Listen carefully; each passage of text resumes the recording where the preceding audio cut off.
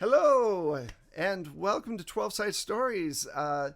Thank you, everyone who's here so far. We appreciate you showing up. Tonight, we are going to be doing our episode 0 for our The Blood We Spill, which is going to be a 1970s horror camp fun actual play. I don't know where I was going with that. We have some wonderful players with us that we're going to be introducing. Let's start with Michelle. Hey, I'm Michelle. And there you go. No, I think that, I think this is going to be a lot of fun. We like to watch a lot of 70s horror. So this is going to be a good time. And I'm looking forward to playing with this group. I think it's going to be just super fun. Janine. Hi. There you go. Yeah. I was like, move mouse, click mute. Hi, I'm Janine. I'm also very excited to play on this wonderful channel that I love so much. You've just blanked on. No. I was like, how do I say this? What are we? Are we sharing our future stuff? Or are we? No, we're future stuff's at the end. Okay, great. So yeah, no, I'm really excited to play. I also love 70s horror.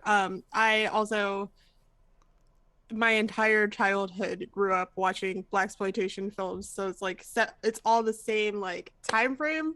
There's like spooky horror 70s.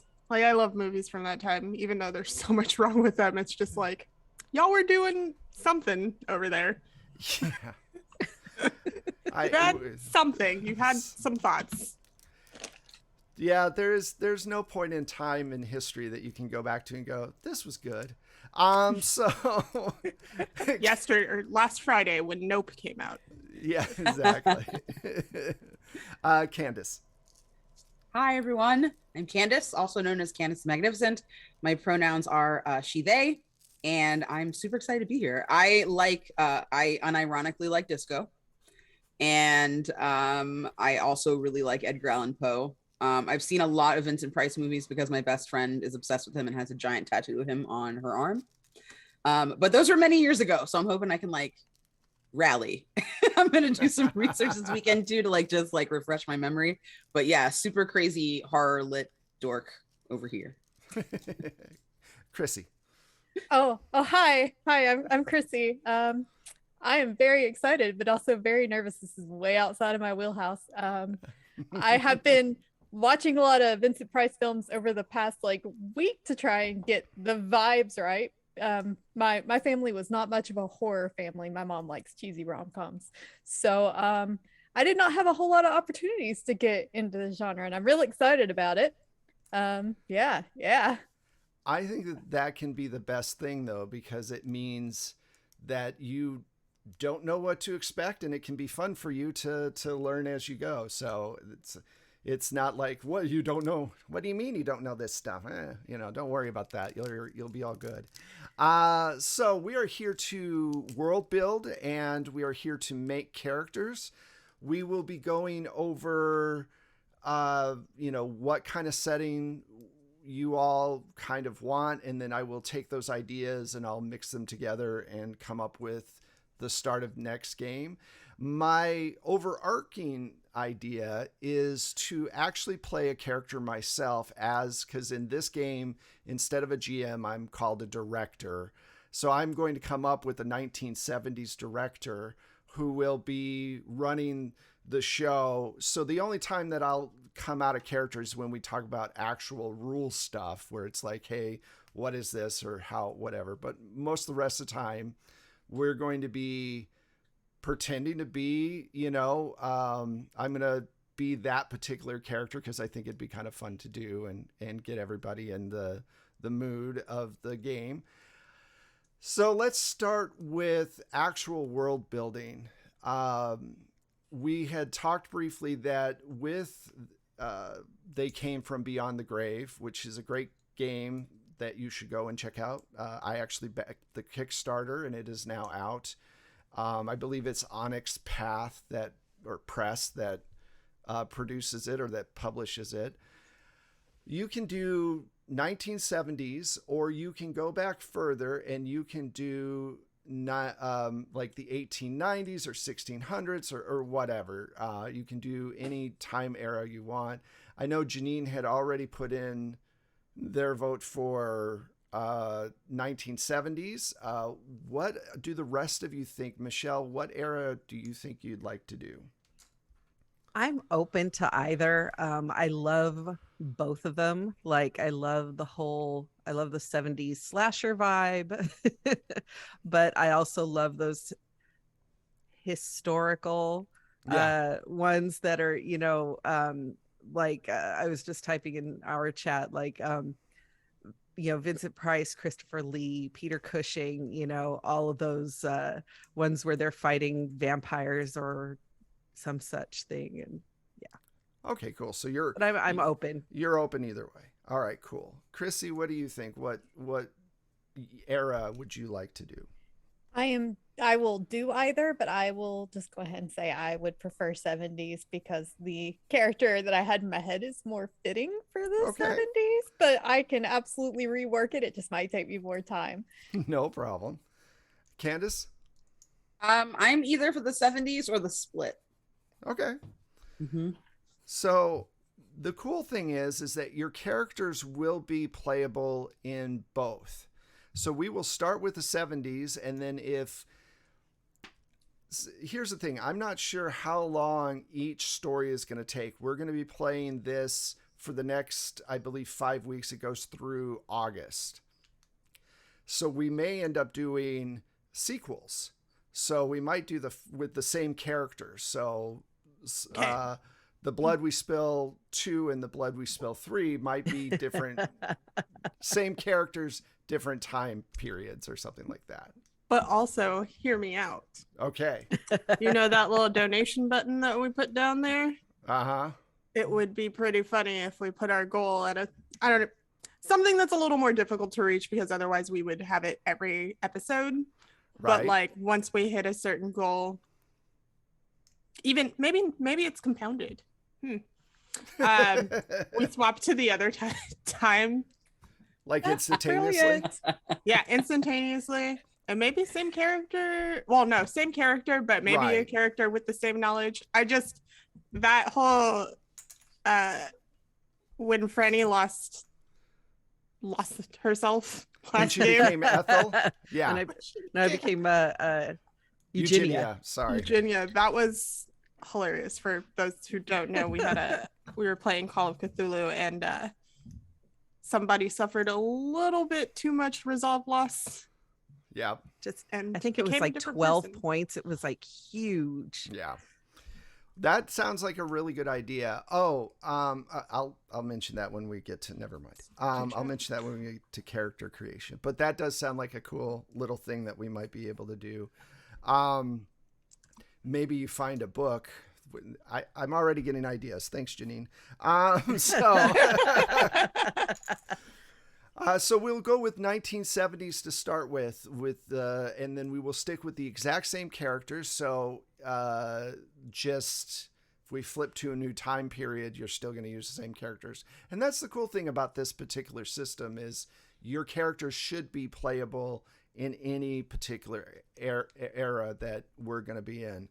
Let's see. So real quick, favorite monsters.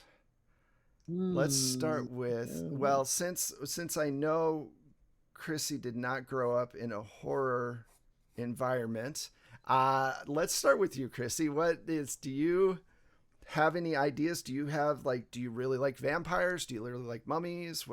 Anything in particular? I really, really like zombies and vampires. Yep. I like zombies for kind of the lack of sentience. I feel like a lot more chaos can happen, and then I just vampires are something that can have so much, I don't know, range. Yeah, absolutely. Are you a fan of fast or slow zombies? Oh, I hadn't really put that much thought into it. You don't need to. It's just a question. It's a leading question. I guess in real life I would want slow ones, but fast ones would probably be more exciting. Yeah, it's, Who needs that much excitement in their life? My heart there's rate's already a little zombies. elevated. zombies are zombies. It's funny. There's a whole debate because the older zombies are all slower, and the newer zombies are the ones that are, you know, Olympic runners somehow. Like you could have run we that were- fast in Shamblers life. and the athletes. Yeah, we were at a horror convention. Fangoria had this horror convention in Vegas like 12 years ago now. Ooh. Anyway, You're dating and- us again. Go ahead. I know. But It's it was graduating when high George school. Romero Go was on. still alive, and George Romero was there, and at his booth he had a big sign up that said "Fast moving zombies suck."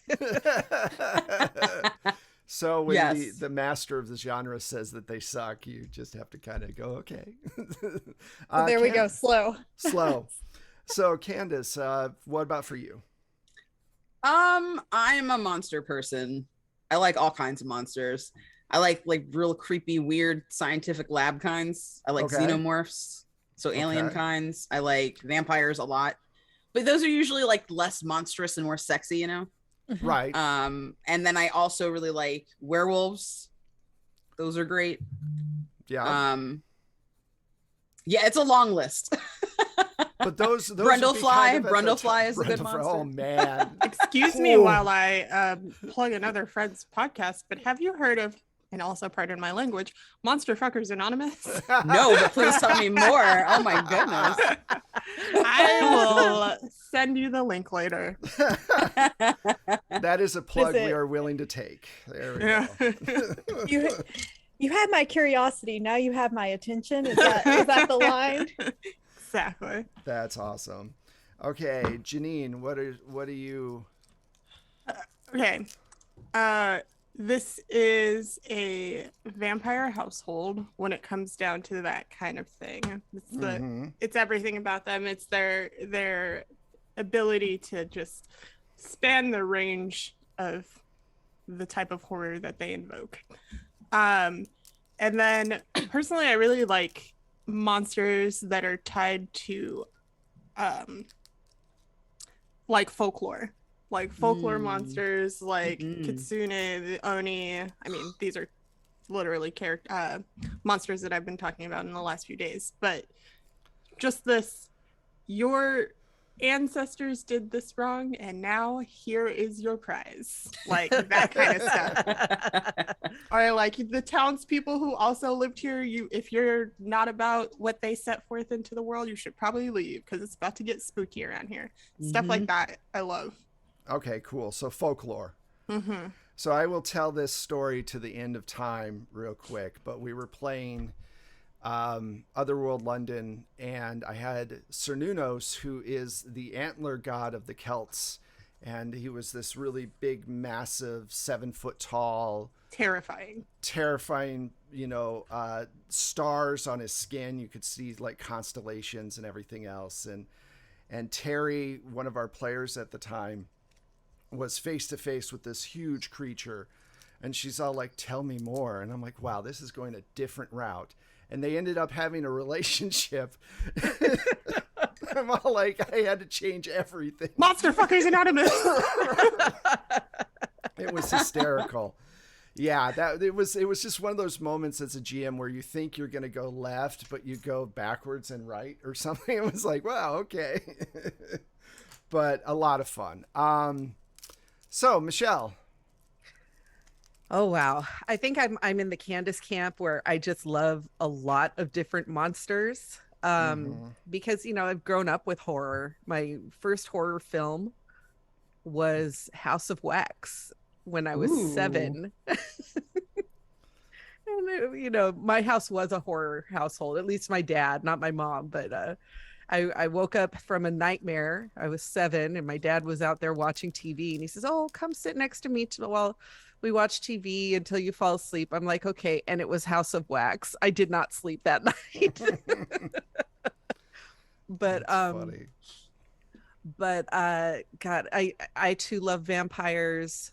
I love folk horror. Okay. Like Wicker Man, Midsummer, The Ritual, Ritual was one of the best creature designs I've seen in a long time. Right.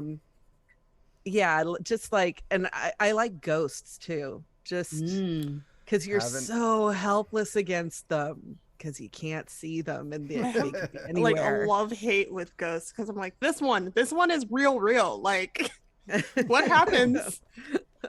It's kind of like the faux Twilight effect, where it's like, what do you do if everything that you know about ghosts is actually wrong when you are confronted with one in I think those are the best stories ever. In them. Yeah, it's just oh shit, I love, wait. like meta movies that are just like, wait, everything that we think we know is not actually right. Right, exactly. Gotta learn something else. Okay, cool. That gives me a lot to work with. That was a good list.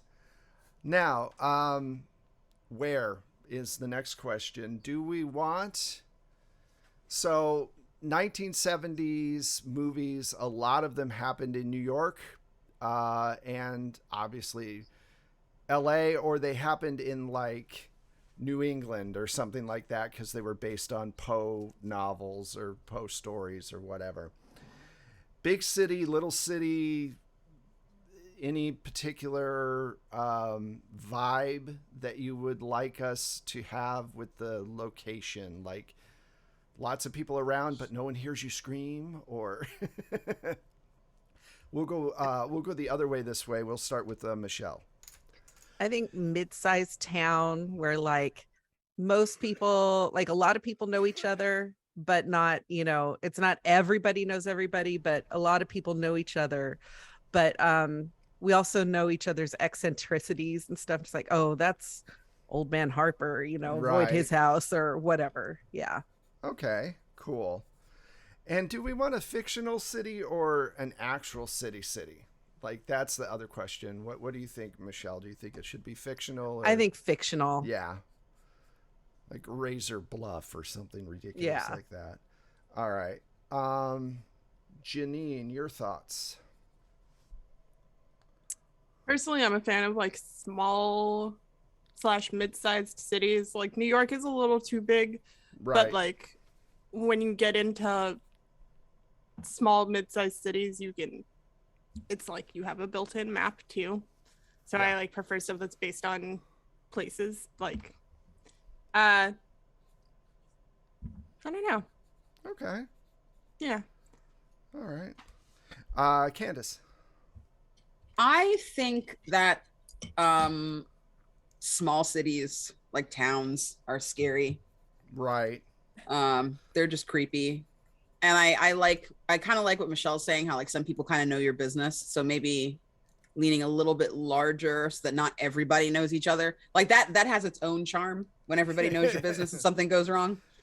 But I do like kind of that anonymity. And I also really enjoy like the house on the hill trope as well, where like there's a town and then there's like a real creepy place nobody goes. But guess who's going there? Yeah.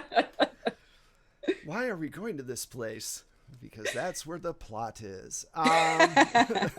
Chrissy, what about you?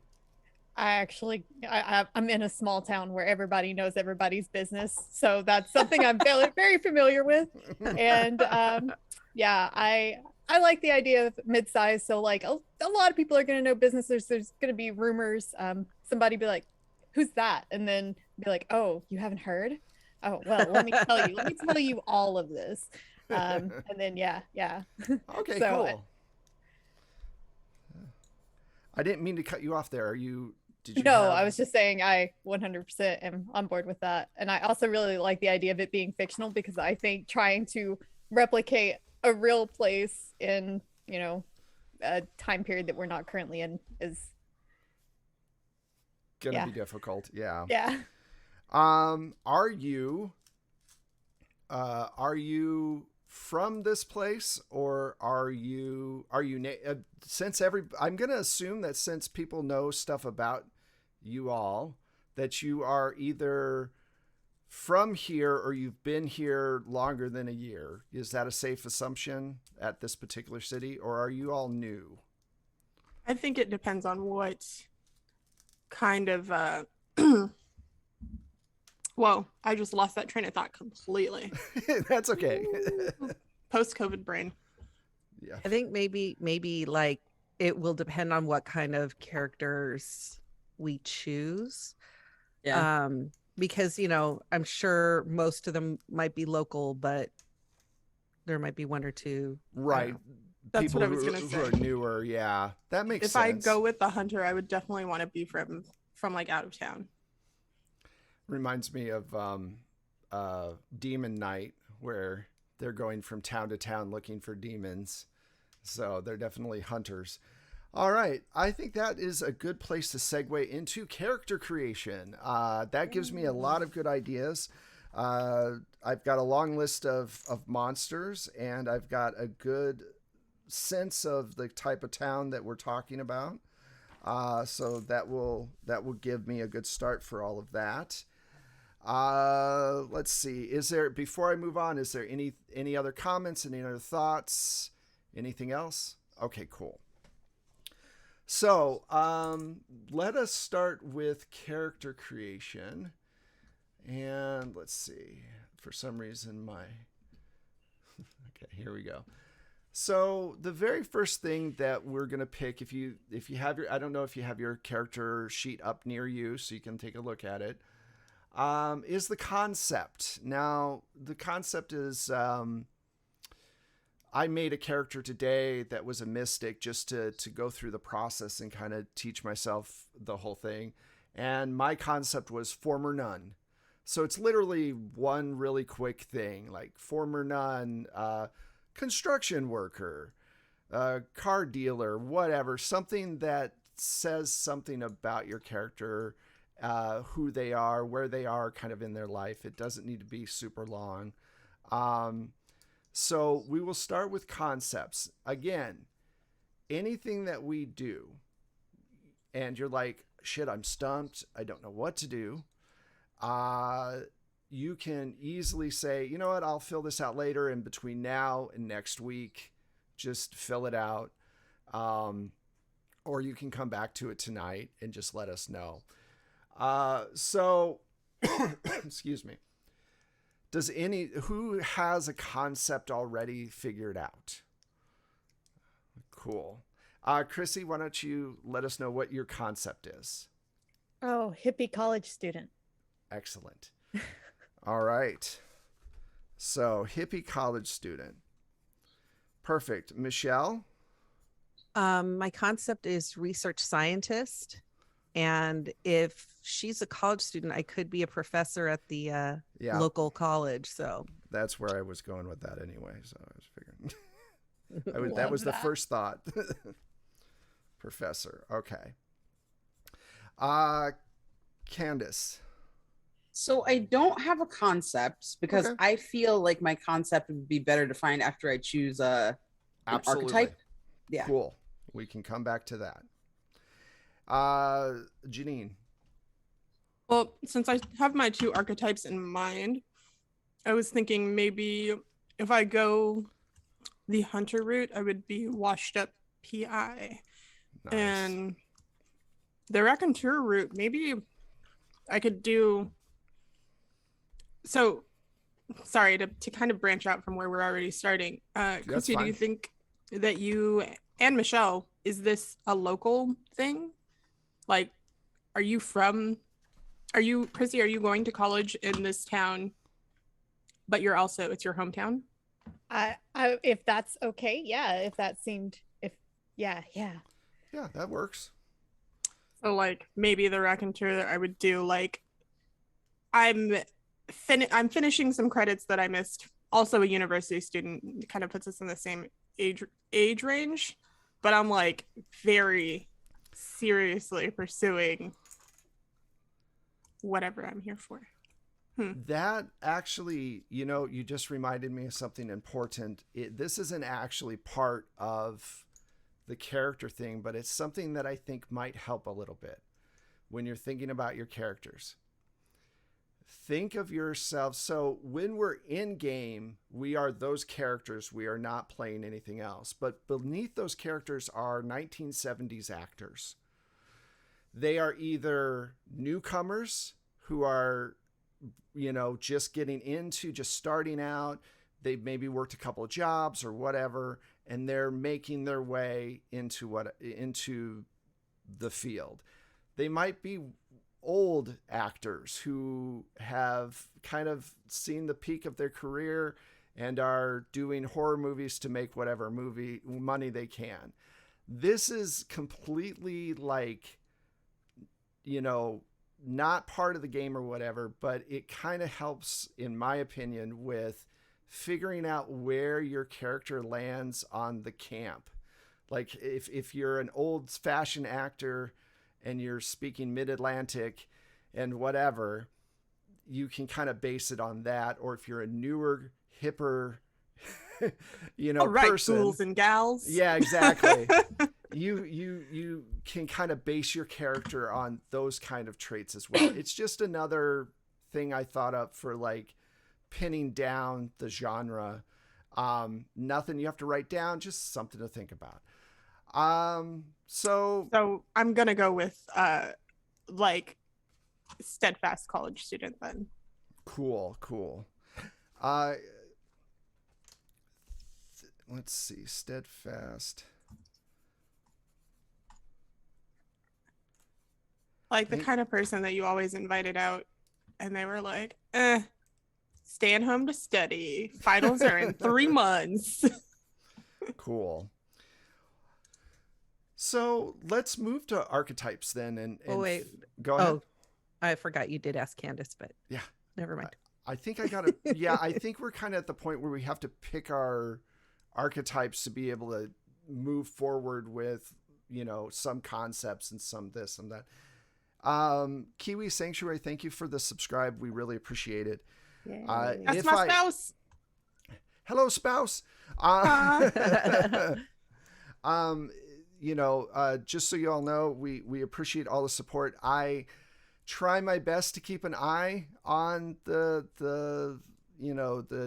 chat, but so if I miss a follow or whatever, we do really appreciate it.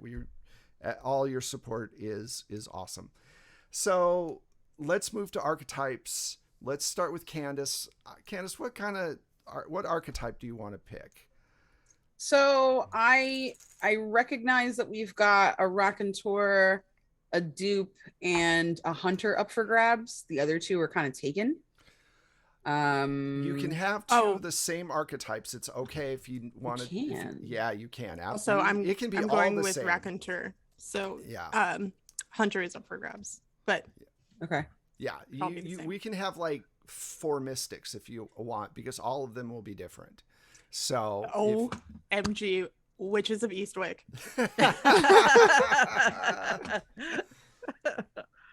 That's funny. So now we're gonna have to play this game like 6 different times. Sorry. Hey, I'm up for it. I think this is gonna be a lot of fun. So no, you don't have. It's not like D&D. We don't have a fighter. No, you know who's gonna be the cleric. Okay. So if you want 2 professors, or if you want 2 hunters, or whatever, it doesn't matter. It's cool. So as far as like the character in my mind, I feel like it would be fun to be a raconteur as well, but like a journalist that's here to blow the whole story wide open. Okay, that's very cool. I feel like that's my concept, and then my archetype. Either that or like a weird professor that's like working on like their next like big find, but I don't know if that's too close to what Michelle is doing. So the other thing, and I want to make sure, so there's another PDF that I sent you all called Heroes in the World, and it actually has 3 other archetypes as well. Those are the skeptic, the kid, and then what was the last one? The escapee. So just to throw those out there, those are also available as well. I don't know. I would say, Janine, what was your idea for your version of this character, like for your raconteur? So I was thinking, I mean, depending on the size of the town that we go with, I mean, whatever, we can, since it's fake, we can pretend that it's a big prestigious university or whatever. Right. But like leaving a bigger city to come to a smaller city for a better university, and this is, maybe I'm going for my PhD or my master's, and I'm like, this is my thesis. I am getting all of the information. I am going to have the best paper. My presentation is going to make people shit themselves. Can't wait. Don't read that. Like, I made that mistake. Don't do it. Can I change mine then? Absolutely. I have a challenge from the chat to play the escapee. Okay. So I think that's what I'm going to do. I'm just going to like throw caution to the wind. Hey, that and can I'm be the from best this game. town, but I left for mysterious reasons. And now I'm back. Okay. Ooh, I like it. I was going to say, depending on what relationship you and I were able to work out, Candace, for both being raconteurs, I was like, well, if it's a little weird, I'll go with the escapee. I glanced at it and I was like, I really like the raconteur and the hunter, but also What I love Yeah, is I like that you're having like a thesis moment. Like I think that's going to be really good because you're going to be like poking around and poking holes and stuff. And I like that. Mm-hmm. The escapee is just going to kind of blend in, I think.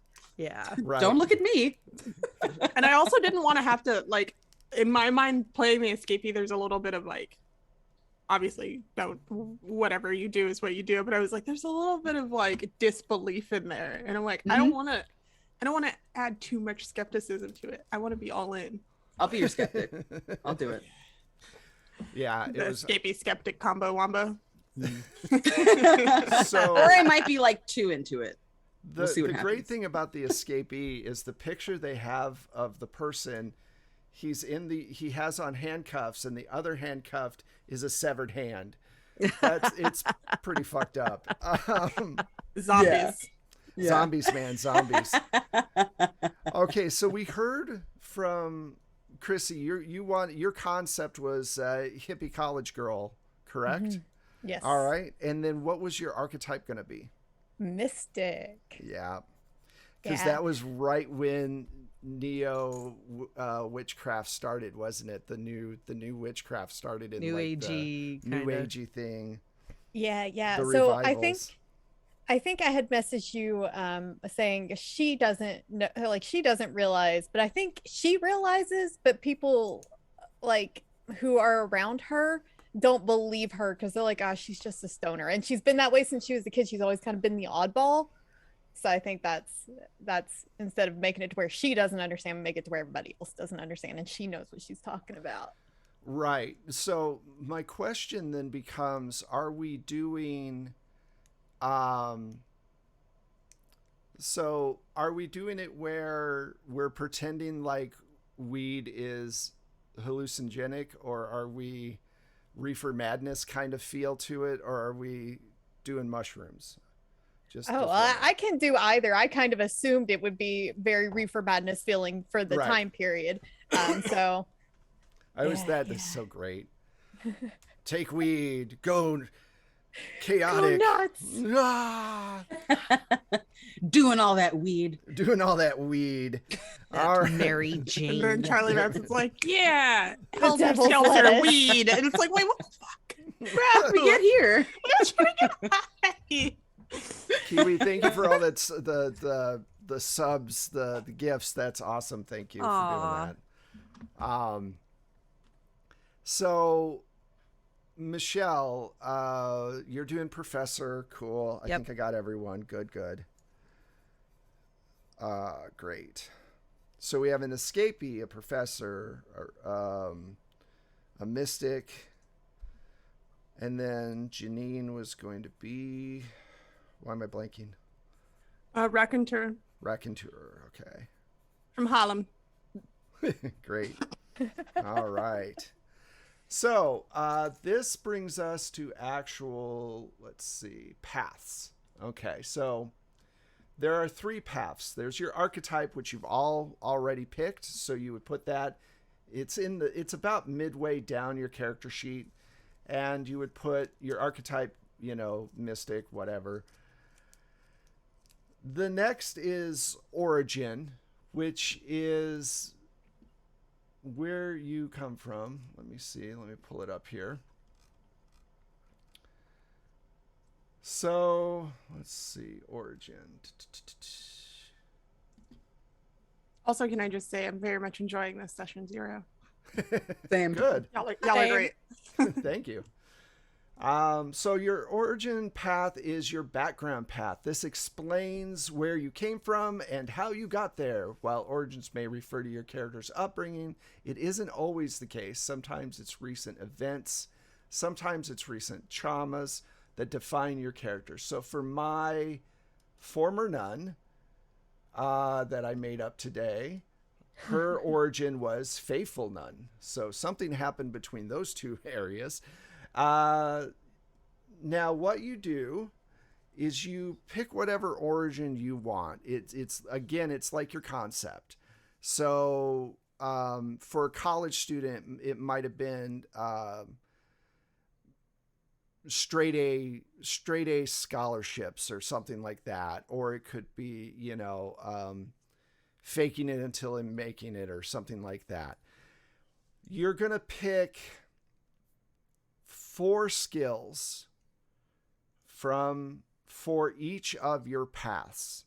So for your archetype, you pick 4 skills, and if you look in the book by your archetype, it gives you suggestions. You don't have to take those. You can put your archetype anywhere you want to reflect your character. But you pick 4 skills and you just put an A next to it in that little bar, so that you know for later. You can't double up on stuff. So you can't have like an A on one skill and an origin on the skill. Okay. So let me back up before we get to origin, and we'll do that really quick for archetype. In your skills, pick 4 skills. And like I said, if you look at the PDF at your archetype, it'll give you some ideas. And just put A next to 4 of them. Don't put any bubbles in yet, though. Just put A next to 4 skills. So for my nun, she has persuasion for her archetype, empathy, and integrity. And what's the third? Oh, and culture. So I put A's next to each one of those. When you get done with that, let me know. And then we'll move on to origin.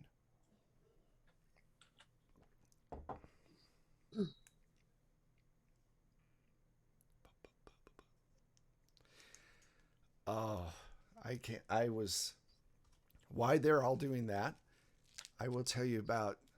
We watched this movie recently called, it was like The Vault or something. And the whole premise is these 4 people are in this weird room and they tell these horrible stories about horrible things they've done.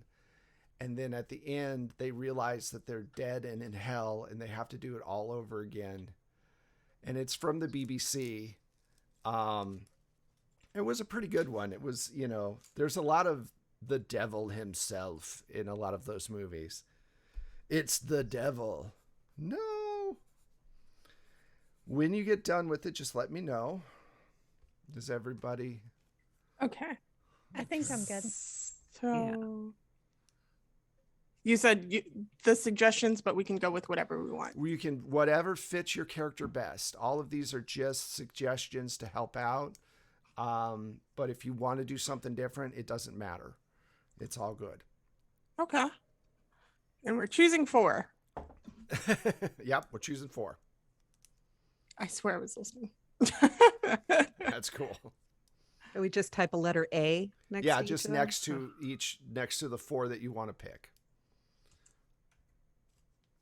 Because later we're going to put points into it, and you need to know which are which. So if you're done, you can start thinking about your origin. Mm-hmm. And again, your origin is anything that, like former bus driver, whatever works to your characters. If you're an escapee, what were you doing before you became a convict? Escaped from where? Escaped from where? Were you unjustly accused, or did you do some shit? Like, how does it work? Mm-hmm.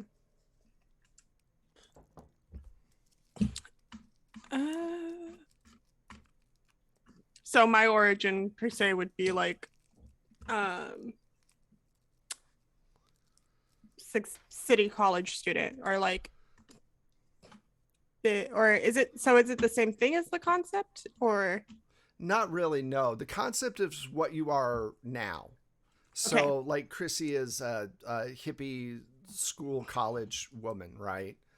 a So big it's- city dweller then Yeah, for origin? right. Something Maybe. like that. Mhm. So, like, could I put mine as origin cultural anthropologist? Sure. Because I'm picturing that they just came back from somewhere where they had lived for like 10 years studying some culture or not. Yeah, that works fine. Like an anthropologist kind of thing. Mhm. That works. Candace, what are you thinking? I'm thinking that I used to be a gymnast. I think that might be what I'm in for murdering my I was like the second He tier. had it coming. It's like the second tier gymnastics person. I was like on the gymnastics team, and people think that I wanted to be number one, and that's why I went nuts and killed like 3 of the people in the team. Listen, you Okay. gotta do what you gotta do to get up to the top, okay? You did it, you didn't do it, I don't care. Did you win? I mean, That would- arguably no. It's still early in the game, so That would be kill them till you make it, I guess. Chrissy, what about you? What about your origin? I am going straight out of the book with nonconformist kid. Excellent. That works perfect. So go ahead and pick 4 skills that are not the same as the 4 for your archetype and put O's next to that for origin.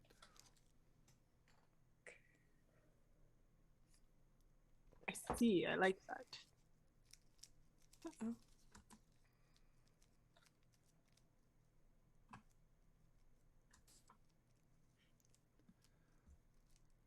Fast talker? Definitely.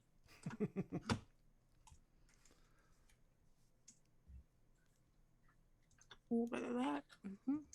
A little bit of theft. And you said 4 of those? Yes, just like with the archetype. So you'll do 4 and 4.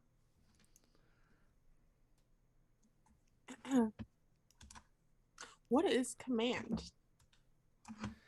Command is like leadership, I believe. So you're able to take over a room with your Mhm. awesomeness.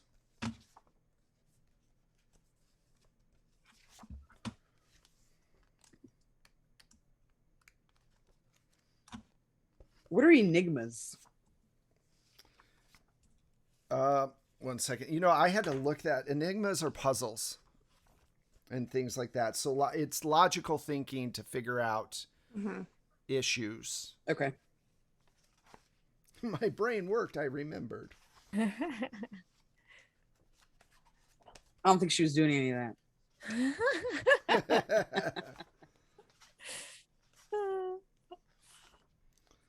You know, just in case. Maybe on the way out of the prison. You know? Maybe. Just a touch. Maybe on the way out. I jumped in a laundry thing, and that's the classic. I'll spot him in the laundry truck. Exactly. You would think they would guard those things more closely after all the movies that have had it. Nah. Okay. Prefer So, my yeah. prison escapes with a little murder, but maybe that's just because I like an action movie. So enigma is basically your ability to analyze and solve riddles, puzzles, complex mathematic processes. You know, like you do. Oh, maybe I should reconsider taking that because my character might be able to do it. Chrissy, cannot. Well, that's the great thing about role-playing games. We get to play things that we might not be able to do in reality, so don't worry about it. I'm not going to be like, all right, I know you have a 5 in puzzle solving, so here you go. Figure this out. That would be really jacked up.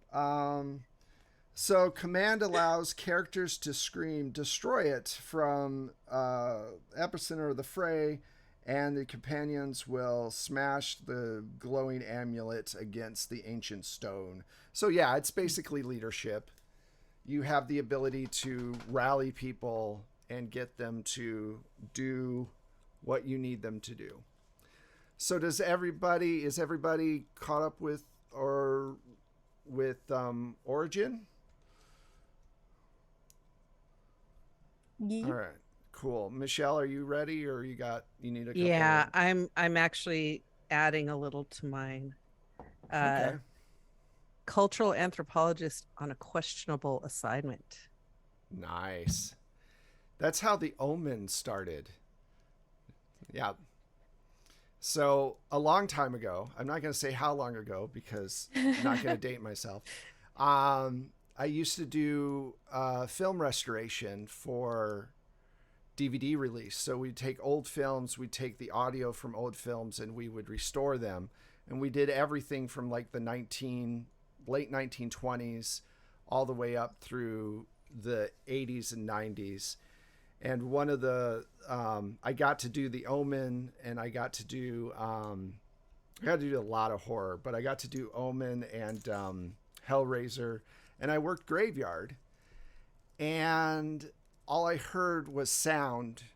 That was it, no picture. So yeah, that was a bit disconcerting sometimes. So the next thing, that's a good segue for Dark Agenda. So this one's a little bit harder to kind of pin down. Mine, for my nun, is Seeking Revenge. So Dark Agenda drives your character. In general, Dark Agenda describes your character's hopes and dreams, or who they intend to be for the people in their lives, or what dark deeds they seek to accomplish. What foul or noble goals motivates your character. So even though it says Dark Agenda, it doesn't necessarily have to be, saw someone's arm off so I can escape this prison. Your Dark Agenda is something that you can, some of the examples are like cult leader, fame and fortune, protective parent, searching for a cure, and forbidden love. Again, you don't necessarily have to pick a Dark Agenda right this second if something doesn't, and if you need to change anything down the road, you can definitely do that as well. I think I'll probably, after our first session, pick my Dark Agenda just based on what we kind of encounter, just how to bend it. That makes complete sense. Now, in the meantime, you should put D next to 4 skills like you did with the other paths. If we need to change this around after the first, because this one does kind of, it might take a little bit more time. Know what my Dark Agenda is? Oh, what? Oh, am I sharing? Oh, you don't have to. You're absolutely correct. But put D's next to 4 skills for me. And that's separate skills, or we can double separate skills. So it has to be separate skills. So 4, so 8, and then 12. There's 16 skills altogether. So it covers mixing a lot. in some modern horror. Oh, that's fine. That works. Now, what is aim? Guns, basically. Okay. Pew-pews.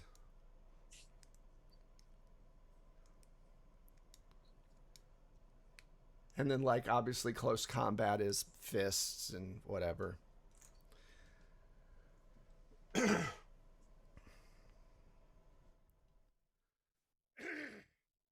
And no one will stop you from sharing if you want to share, Janine, but you don't have to.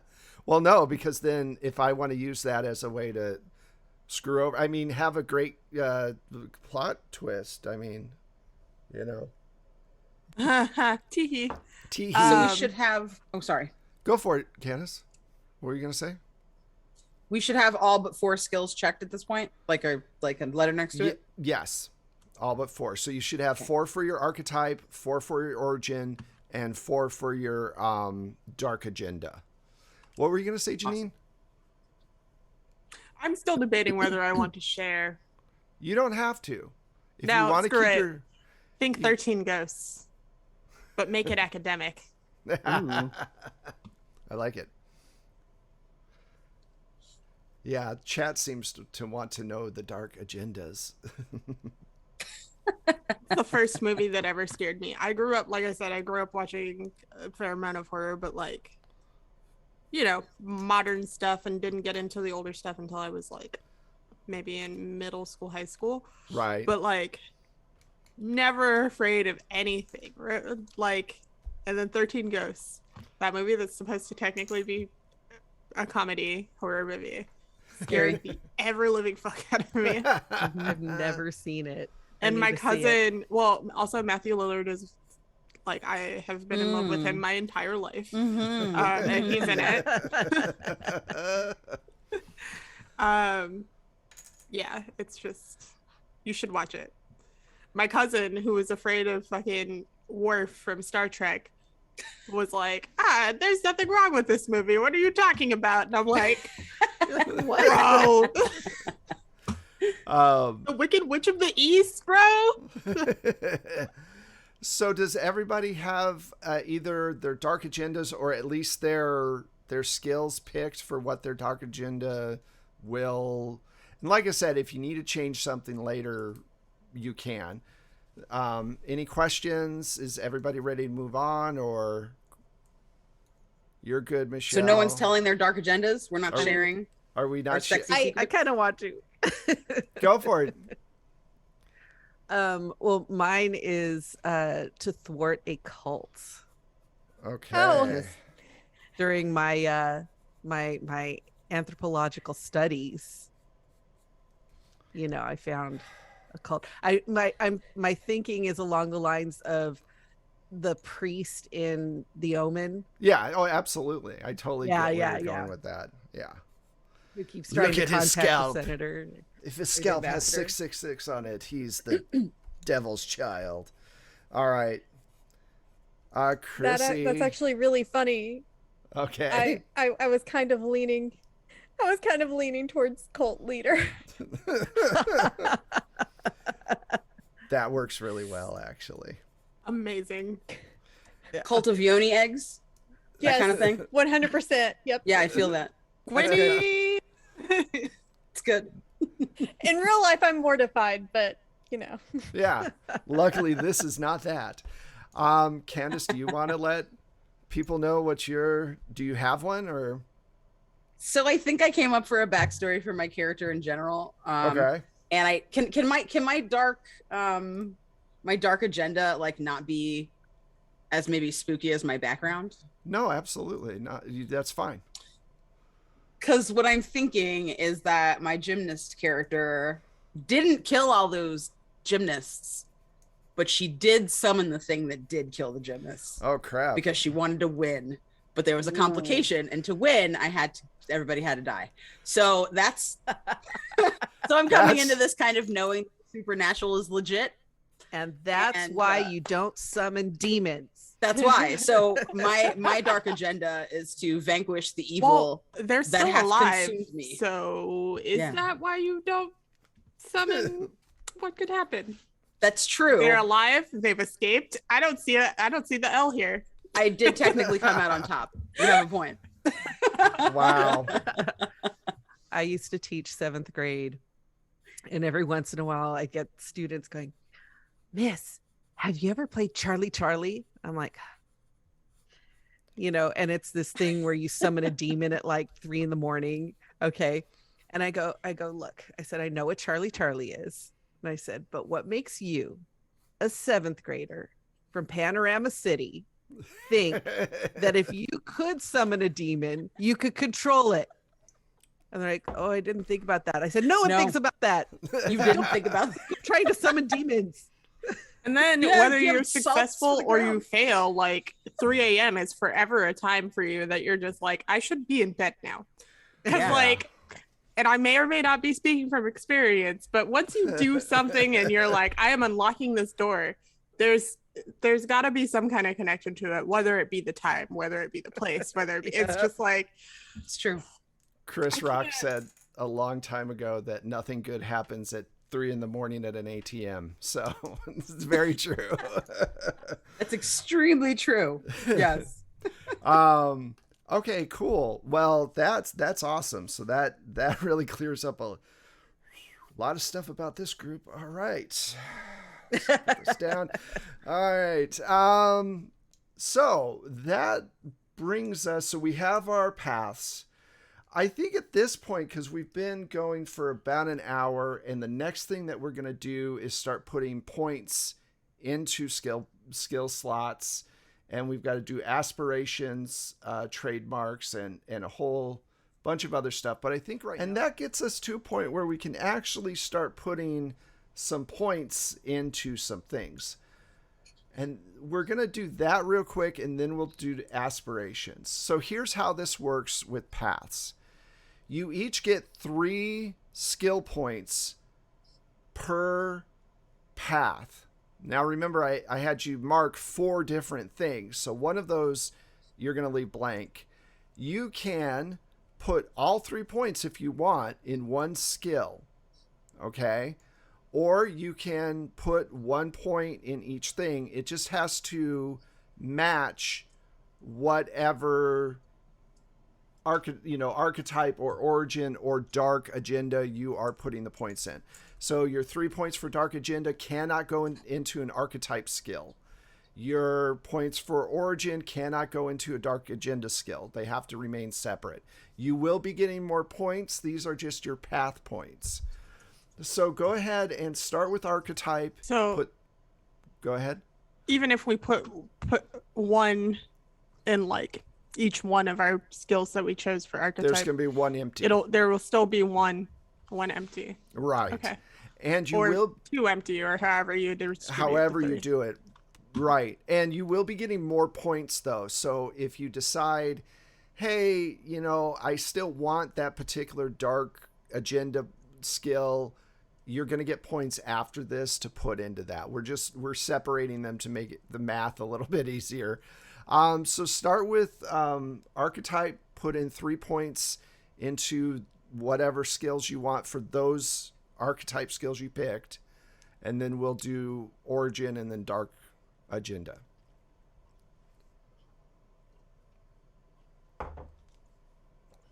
And those will each get 3 as well. Yeah, each one will get 3. You'll end up with 9 altogether at the end of this part.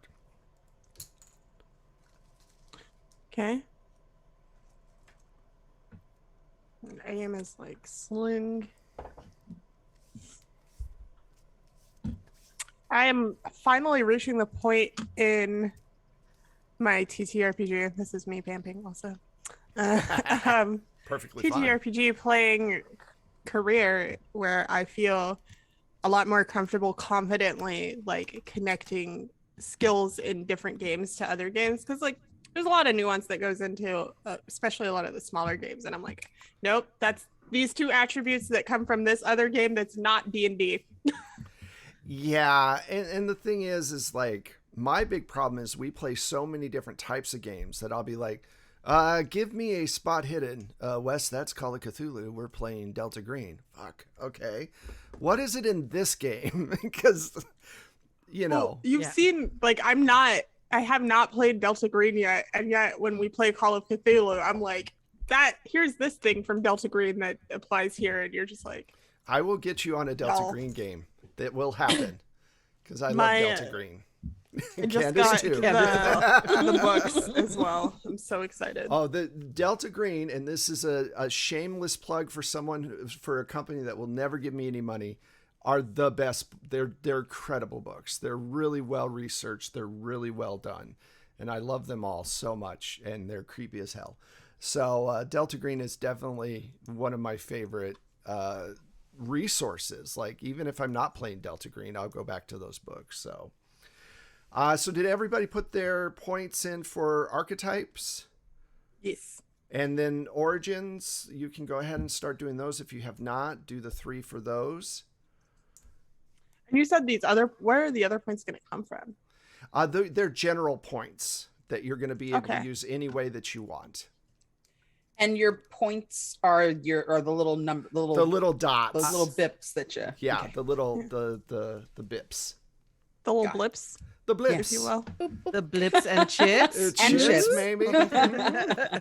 It's funny. My partner's like, I fucking hate Rick and Morty, and I'm just like, honestly, I picked my name because I was forced to pick my name, and now I'm like, I kind of like this blips because I'm so spacey. Every point of the conversation is just a little blip on the radar. I see nothing wrong with your name. Well, thank you. Nothing wrong at all. My friend's boyfriend tried to explain why Rick and Morty was the best show the other day, and I'm like, this is why people don't like people like us that like Rick and Morty. I want to like that show, but he has the barf on his face. All the time. A lot. And every time I hear that, I'm like, he's gonna puke, and I can't. It gives me a lot of I'm trying to get past it. I cannot watch the show simply because of the sounds that come out of his mouth. I'm like, nope, I'm sorry. He burps constantly and does all this horrible stuff. Yeah. I will make sure that I do not burp on the stream then, because oh no. It's not that. It's like the burp plus the throw up, because the burp precedes the throw up. So I'm just like, every 5 minutes I'm like I was gonna say, your girl does not drink still water. I only drink sparkling. Real life people regular doing burps are natural. Yeah, that's fine. Yeah. It does not bother me. I feel like that show is just extra wet. Yeah. Yes. Thank you for that. That's exactly That's a good what way it is. to put it. Hey, at least you didn't say moist. Horrible. Yeah, but in the right context, it's not that bad. It's just, I know what you mean. It is a very wet shit. Like, ugh. I'm gonna keep trying, but I don't know. Chat's gonna leave us. They're like, oh, please. Like, no. I will say one thing I love about Rick and Morty. You know, I'm from Burbank, and so are the animators, and so they put a lot of very Burbank jokes in there that unless you're from the area, you're not going to get the joke. And it's pretty funny. Like the fact that they're always going to Don Cuco's. Don Cuco's is an actual restaurant here in Burbank. Yeah. Yeah. There are That's 2 locations. Yeah. So they're just like talking to you the whole time. That's awesome. Basically, it's hilarious. And then on Family Guy, they had a joke where like, Burbank, the only place with 4 Halloween towns all year round, and Halloween stores, like 4 year-round Halloween stores, 9 Wait, is that Jack in the true? Boxes. Yeah, absolutely. Yeah. We have 4 Halloween stores. Not the that 9 never Jack shut in the down. Boxes, but we do have 4 year-round Halloween stores. That's dangerous. Cosplay heaven. That's what I was gonna say. Like, if I lived there, my cosplays would be like regularly. I figured out 4 different stores to get what I need out here. Exactly. So did everybody get their 3 skills for origin? Yes. Cool. And now Dark Agenda. Go ahead and pick 3 for that. Well, Janine, you're in the Bay Area. You've got thrift shops aplenty. Mm-hmm. Yeah. Which makes it fun. It's just still like, it would be nice to go, but also like, I feel like Halloween stores, they hit a certain market, but then they vastly, like, widely miss the rest of it. Well, the thing is these 4 stores are all owned by the same person, and it's it's like they have a very wide selection. So you and Kiwi need to come down, and we will record something while you're here, and it'll be an excuse for you to go to the Halloween store on a weekend. I mean, it's just as likely as me going anywhere else, which is exactly. ridiculously likely, actually. I So, just be doing shit. We'll take you to Don Cuco's. We'll take you down. Hell yeah. So, what about, so did everyone get their dark agendas? Awesome. I'm Okay, like, cool. Yeah. Yeah, maybe. So now you get 6 points. These that you can spend on anything you want. They don't have to be in any of your paths. Just think about what your character is and what you would like them to do. The max amount of points is obviously 5 in any skill. If you have 5 in a skill, you are like super incredibly good at that particular skill. So we should talk about what these points mean. I didn't explain that. So this is a lot like Vampire. It's basically the same system. You get as many 10-siders as you have blips or chips. Your chits. You get, so if you have like 3, you get 3 dice for your pool. You're rolling 10-sided die. And if you roll an 8 or 9, you get 1 success. If you roll a 10, you get 2 successes. Most things you only need to get 1 success, but you can spend more successes on things like stunts and cool things that happen during the game. So you can do like cinematic stuff, like take over the director's chair and change some things in the scene. Like, hey, that window over there has sugar glass and it's not real glass, and so I can bust through it without taking damage, or something like that. Cheap sets and things like that. It's the way for the game to reinforce the genre that we're in. So we will be going over all of that stuff more in detail probably as we're playing. We'll be bringing that stuff up, but you can use money, you can use your successes for different types of stunts. On the flip side, if you get no successes and you roll a 1 in any of those, it's called a botch roll. And those points go to what's called the writer's pool. And the writer's pool is something for everyone to use. If you have a certain amount of points in the writer's pool, you then can spend those points to help you out in the game as well. So it's, but it's communal. So everybody uses those points. And as I said, I know I'm throwing a lot at you. Don't worry. We are rules light here. So you don't have to remember all of it. We will deal with it as it comes up in the game. But that's the basics. So the bigger the dice pool, the more chances for successes, the more stunts that you can do, or cinematic things. So go ahead and pick 6 and let me know when you all are done. 6. Yeah, it's 6. The total, we should have 15 points distributed. Correct. You should have 15 total. Excellent. That means everybody gets 1. At least. Right, exactly. All right. So while you all are picking those, I want to let chat know. As you know, we have our tip goal. Usually what we do is the envelope of Destiny or Fate, where we have 2 different envelopes where we pick a good thing and a bad thing, and it's random, and if we hit our goal. But this is a session 0, so I think that we should give something cool to the players. If we hit a $50 goal, our players are going to get 1 extra point, all of them, to spend in their attributes when we get to the attributes section. This is going to last the entire run of the game. So all 6 games, they will have an extra die. So if you are feeling generous and would like to help out the show and help out the players, just tip. And when we hit 50, they get their a free point. So is everybody good with skills? Are you still picking? Okay. I'm good. Okay, cool. Roughly. Yeah, and if, like I said, if you need to move things around too, if you like get off the stream and go, what the fuck? You go back and change stuff, that's fine. That's all cool. All right. So this brings us to attributes. Oh, thank you, Bowman. I appreciate it. Bowman Thanks, just Bowman. gave you all an extra. Thank you. An extra point on your Yay. attributes. Thank you so much.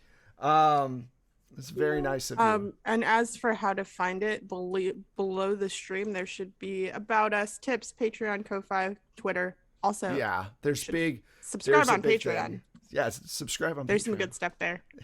I haven't done it because I'm silly, but also there's some good stuff there. Yeah.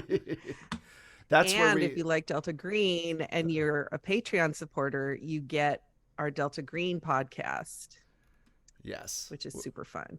it is super fun. Deadly. The reason Delta Deadly, Green I've characters are almost so died, easy like, is they several times. die so easily.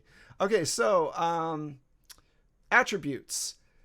Let's see, blah blah blah. So attributes are exactly like skills in the way that they are. There's 5 of them, and whenever you roll against something, you usually pick you always pick an attribute and a skill that are linked together.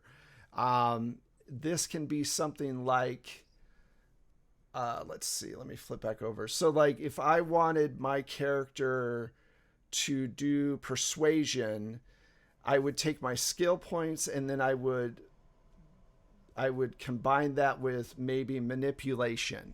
And so that would give me my pool. So I have 3 in persuasion, 2 in manipulation, and I'd get, oh, thank you, Sophie.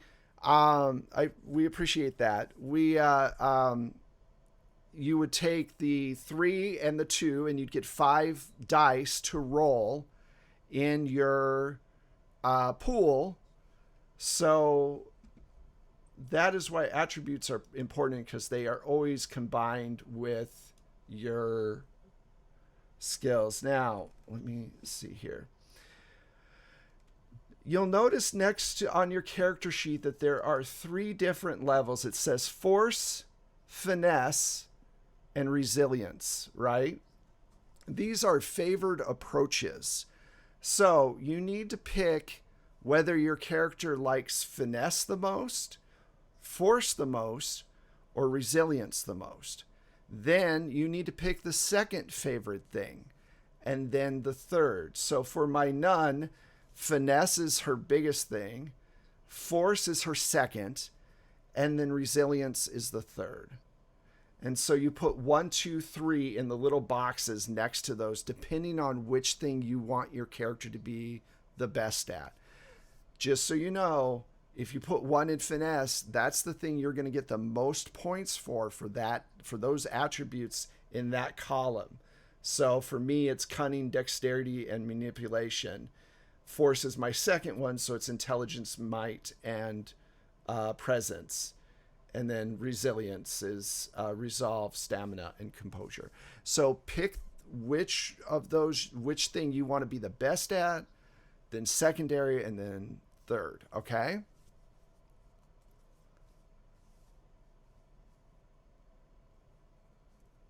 What does presence mean? Like, what situation would that govern? Presence? Like, people know you're there. Like, you're when you walk into a room, people turn their head, kind of thing. You're able to, let's see, here we go. Presence measures character ability to sway others, other intelligence beings. It can derive from a variety of sources. It could be stunning good looks, intimidating size, charm, assertive or assured manner. So something like that. So if you're a burly looking, like, escapee, or you're not, you're a gymnast who just is elegantly walking through or whatever, those are both would be presence.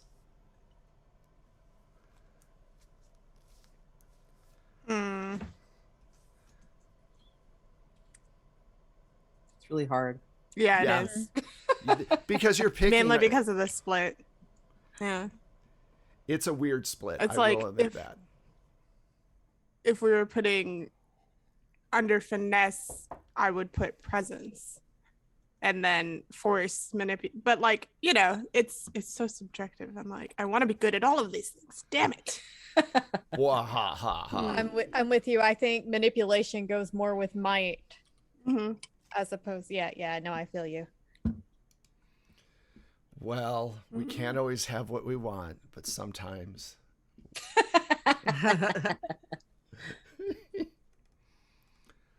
And Yeah, just so you all I think know, that's right. okay, what did you pick, Janine? For my first, I picked force because intellect and, well, damn it, maybe it is wrong. Maybe my first is finesse because I'm cunning because of my origin. Dexterous also because of my origin. And then manipulation Because of your origin? would be dark agenda and origin. Okay. So, resilience is definitely last though. Okay. Chrissy, where are you at? Where is it? I put finesse first, resilience second, and force third. Awesome. Candace? I put resilience first, finesse second, and then force third. Okay. Michelle? Because jail. Because jail. Mm-hmm. I put force first. Yeah. I put force first, resilience second, and finesse third. Okay, I feel like that's a cool. really good spread over all the four of us. Yeah. Yeah, it is. It's going to be much harder to kill you. I mean, it's going to be hard to challenge you all. Challenge you all. Okay. Listen, me Okay. and my game-breaking Challenge. cunning are not here for you. I have ways of, let's see. All right, We so know. the chat was nice enough to unlock the optional rule. You get one extra attribute point that you can put anywhere you want on any attribute you want. So choose wisely. Pick what thing you know you want to just be really good at. And then we will do the rest.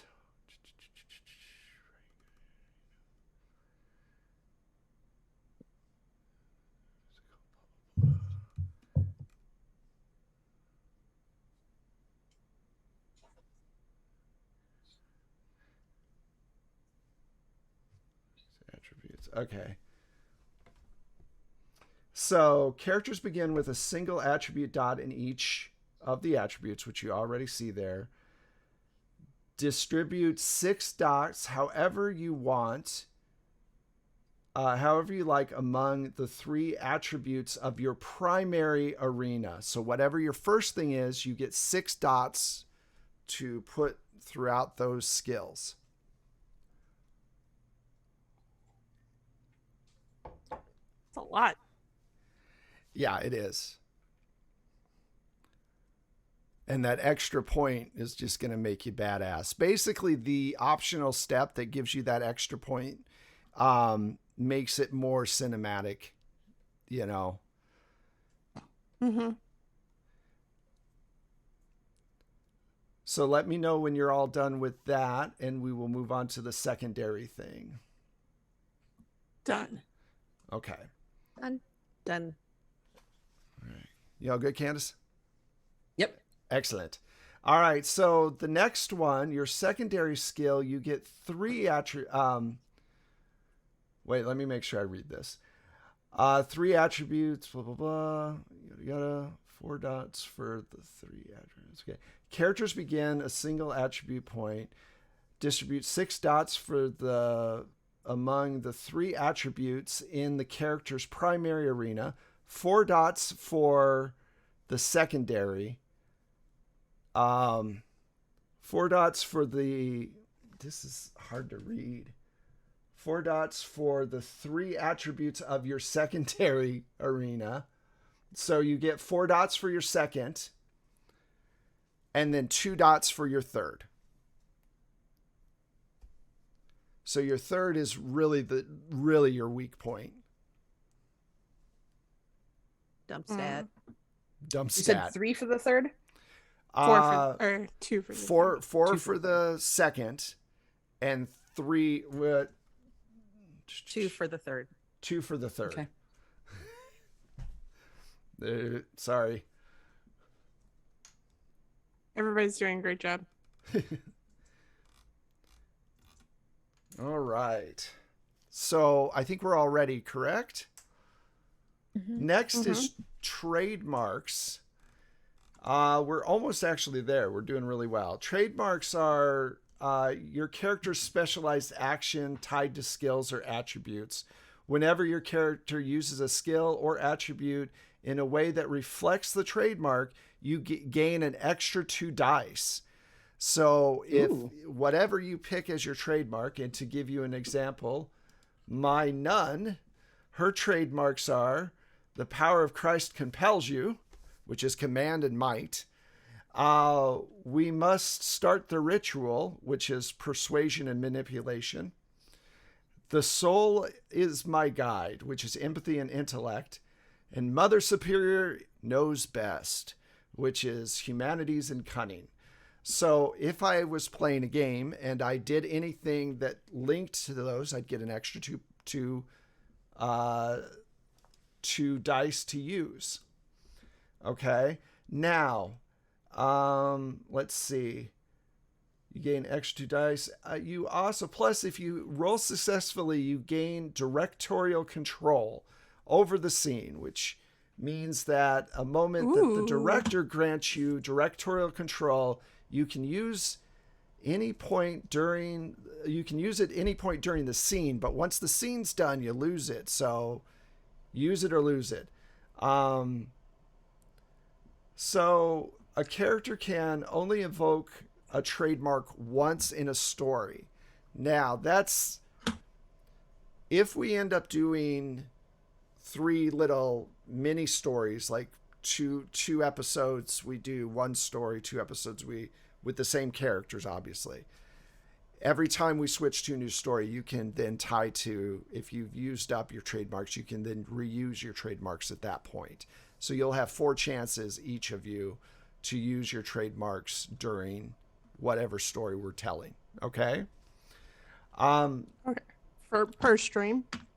Per story. So when let's say that the next 2 games we play one story or one part of the story, and then we say the 3rd game starting a new story, then that would become the time that we. And if something lasts too long, I'll say, well, we're doing this 3 episodes, so you all can use your trademarks again or whatever. We'll take it as it comes. Okay. How about that? Sounds great. So how many trademarks do we get? Trademarks, you get 4 altogether. And they are usually connected to your path. So you get 2 for archetype trademarks. And if you look on your PDFs, there are actually archetype with there that you can pick those. Now, you can make up your own trademark if you want. You just have to have a skill and an attribute that's linked to that trademark. So let's say for Escapee has like, Candace's character has like, I've always got brass knuckles or something like that. And that would be close combat and whatever attribute you wanted to do. So you can make up your own trademarks, and that, or you can use the ones that are in the book. So pick 2 for your archetype. You're going to pick 1 for origin, and you're going to pick 1 for dark agenda. And I'll let you know what page those are on for the dark agenda and the origin.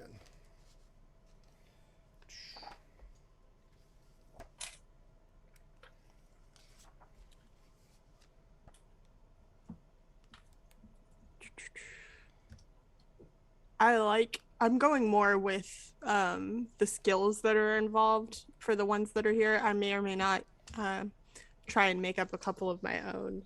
And I'm assuming that, we can kind of change up the trademark with each, just because. Yeah, trademarks can change, and that's fine. Okay. If like nothing's set in stone, it's all digital, so we can change it. Love that. Prehistoric RPGers, they had it rough. It was difficult. So, R.I.P. But they Needed a had those whole cool eraser. bone dice. Yeah, they had bone dice. The original bone dice.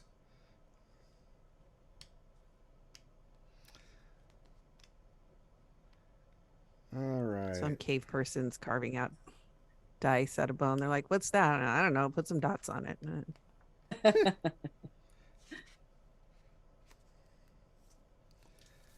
Okay, pass, origin, pass. Yeah, I think for origin and for origin and dark agenda, you kind of have to make up your own trademarks for those. You figure, yeah. If I'm remembering now, so you have to pick a skill and an attribute, and then just like one line. Like I said, I always have brass knuckles, or how would you like to swallow your teeth? You know, for someone who's rough or whatever. 2 skills, 1 attribute. Yeah, you can. Yeah, 2 skills, 1 attribute, which you can, you know, choose which one you want to use in whatever situation. So. Okay. Now this is one of those moments where if you can't do it right now and you want to like do it during the week, this is completely understandable because this is a big one. 2 origin skills. Yeah, I'm gonna want to think about this. Yeah, Yeah. me too. Mm-hmm. That makes total sense. Okay. So now we're going to do relationships and connections. So no person is an island. People depend on one another. And that is especially true in this game. For each member of the party, you're going to write down an attitude with an intensity rating. This attitude is how your character feels about the other characters in the group. Those feelings can be positive or negative, but they should define how your character interacts with the others. Now, I'm of 2 thoughts on this. We can definitely pick this right now, or this might be something that we want to pick when we start role playing, unless people have very clear decisions on what their relationship with someone else is going to be. To the ratings are 1 through 3. So it's 1, 2, 3. You pick somebody that you have very strong feelings towards. Now those feelings can be anything. Like, I really like this person. We hang out, we get beer, everything's cool. To, you know, I want them to die, or I love them, or whatever. So those are very strong feelings. And then ones are like, they're good. So you, like I said, this is one of those rules that is meant to bring you all together, which I think are great in role-playing games. But obviously, we're all here to play an actual play, so we're going to come together anyway. There's not going to be some loner. I'm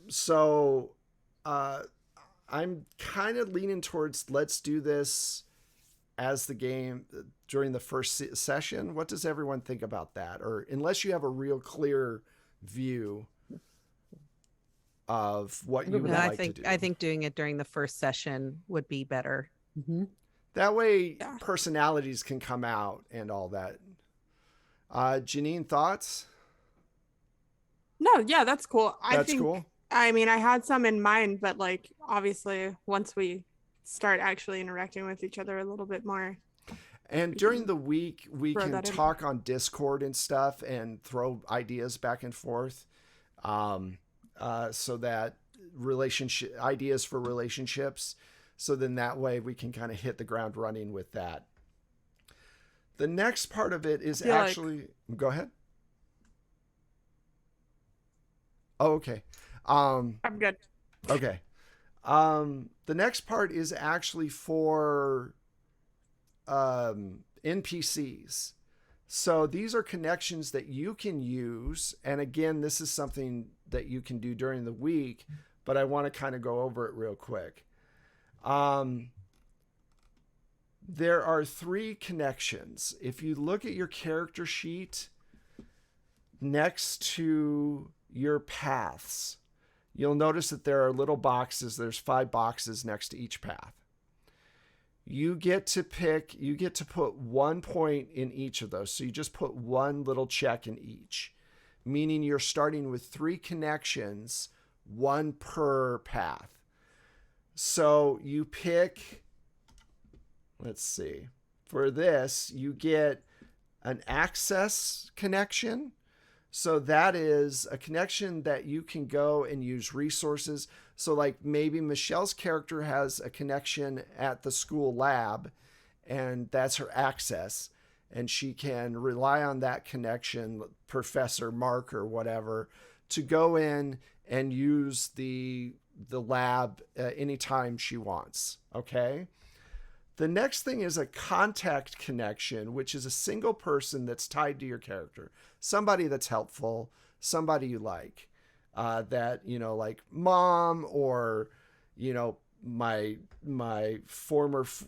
best friend from high school, Peter, or somebody. It doesn't matter. You call that person up and they can help you in some way. And the third is a group connection. Group connections are of like-minded people. So for those of you cult enthusiasts in our game, it could be a cult or some other thing that's sort of like that.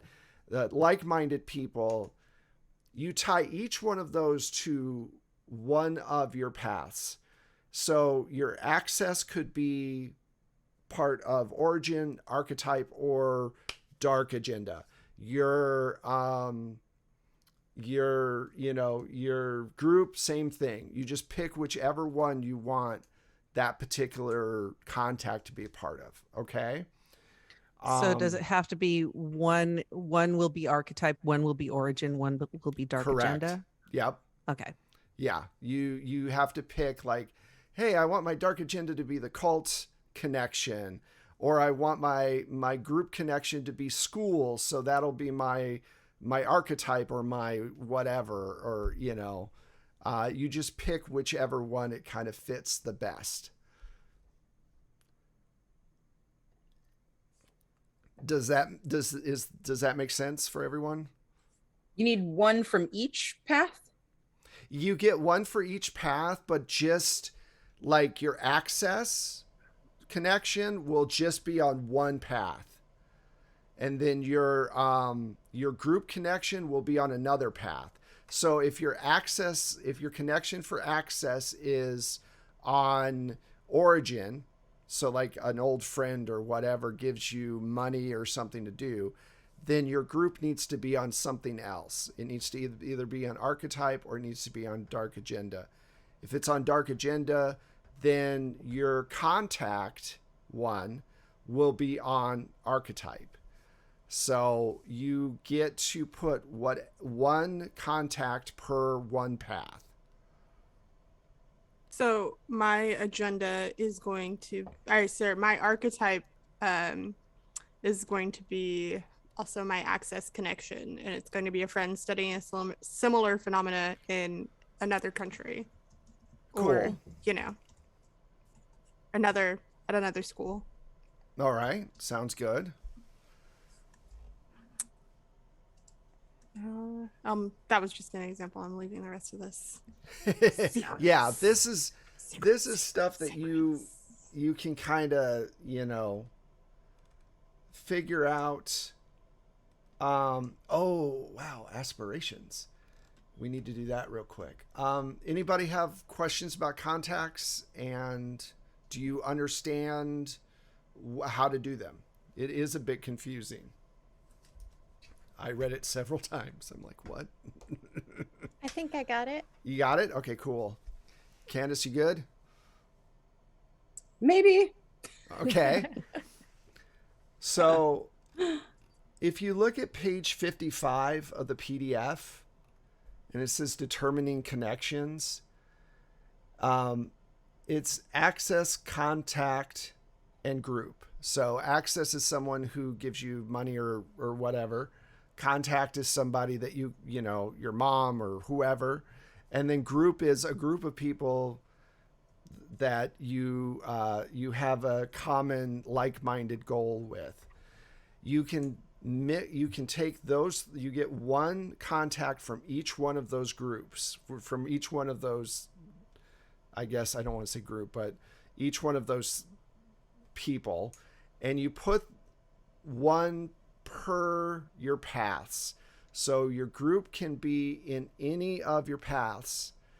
Then, so let's say archetype is your group contact, and then your access contact is your secondary one, and you can put that on Dark Agenda or Origin, but you can't put it in archetype because you already put one in there. So you put contact as your origin. And then so it says access connections are specialized places. Are those places or people? They're places, but they're also going to be people, if I'm going to be honest. Like, you know, it's somebody that allows you to come in. At least that's the way I'm reading it. I'm not going to be, you know. Okay. I think access kind of ties into resources as opposed to contact. It ties into like your physical, like, well, actually I kind of made my contact a resource, but like still like, here's how I can take off the pressure from you. Whereas access is like, you're still doing the legwork yourself, but I can help get you into this. Right. It's like your connect. Yeah. Like the I know a guy. Mm-hmm. Yeah. Yeah, exactly. It's a bit confusing. I get it. And like, you know, it's basically resources are things, you know, like, you know, you get stuff as opposed to someone helping you out. So, and with, I believe with contact, you can use their skill and their attributes, and you can't do that with resources. Resources are just like, hey, I can do the legwork, but I have access to the resources I need. Does that help at all? Mostly. Okay, good. All right. So like our contact should be someone that has strengths in things that we aren't good at, maybe? That's definitely one way you can do it. Okay. Your character can call upon this person for help. And yeah, it basically allows me to make up an NPC. Doggy's not happy.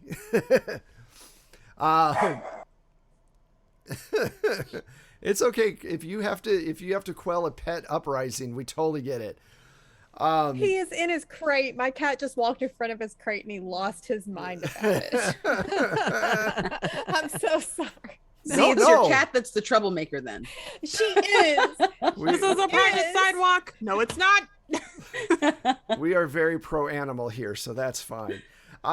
We don't mind barking at all. So yeah, your contact can definitely have skills that maybe you don't, that can help out. It can also, like I said, it's a way for me to make NPCs that are helpful for you all. So, or, you know, and flesh out some of the, like the locations and things like that. It's all to reinforce the overall vibe of the game. So, is everybody clear on that? Do we want to stick on this for a little bit, or do we want to move on? I'm good. You're good? Good. Okay, everybody good? Cool. Great. Like I said, if during the week you have questions or whatever, we'll go over them. So let's look at Aspirations, which is right above your Trademarks. So Aspirations, the short ones are ones that you can do inside one particular game session. So for my former nun, my aspirations are study the New Testament for clues, find my brother, and then my long aspiration is something that's much bigger and takes a lot more time. And for me, it was stop Satan himself. So those were things that I picked. Your aspirations don't have to be like they're just little short sentences. So you pick something that you know, like sometimes one of the examples they have in the book is kiss a cannibal. That's an interesting one. Um, but you can pick those short ones, and like I said, it's something that can happen during one episode, and usually you get, so writing a new short term at the start of each session, you can write a new short term aspiration. So if you do one aspiration, you can just, move on and pick a new one. You can, let's see. Oh, and at the end of each session, you can abandon a dark agenda and start a new one as well. So you're able to move stuff around quite a bit. Let's see. Sorry. So think about your aspirations.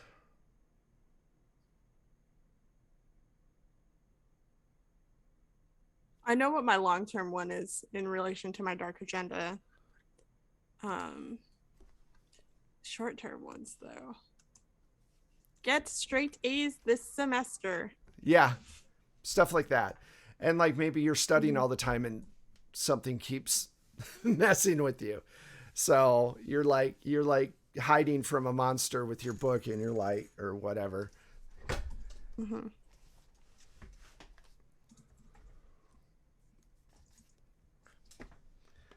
So this is another thing, like I said, if you need to pick it during the week, you can. Yeah, I think I might like to consider maybe bounce ideas off of people. Okay. So there are two things left. The first one is tropes. You pick 2 tropes from your archetype list, and then a single trope from any one of the other archetype list.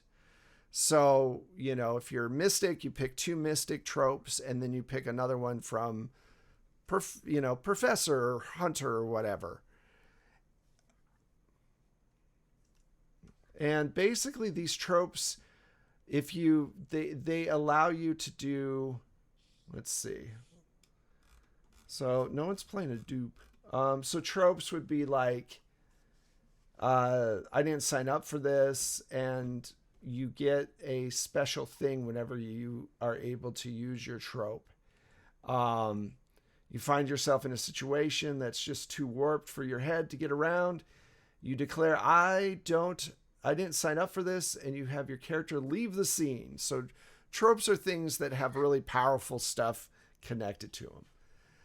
So you'll want to pick 2 of those, and then you'll pick from your actual archetype, and then one from a different archetype altogether.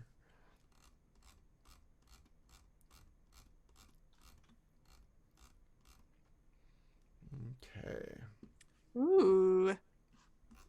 I also really like. I think I'm really just gonna enjoy this game a lot. I like that as a, what's the word I'm looking for? Not feature. As a mechanic. Yeah. They have a lot of mechanics, obviously, that reinforce the genre we're playing. So it works well.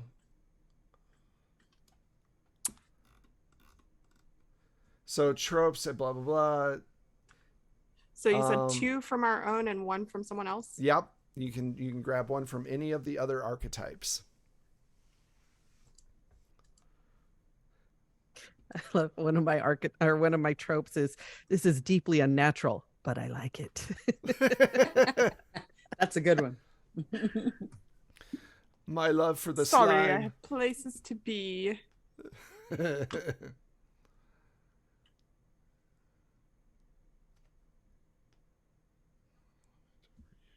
Okay, cool.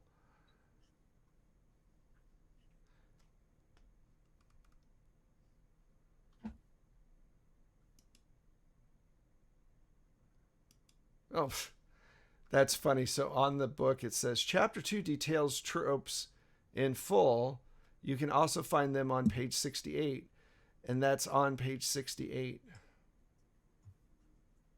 Lol. I was like, wait a minute. I'm already there.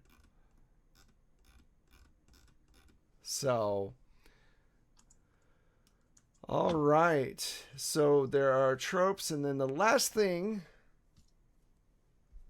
are quips.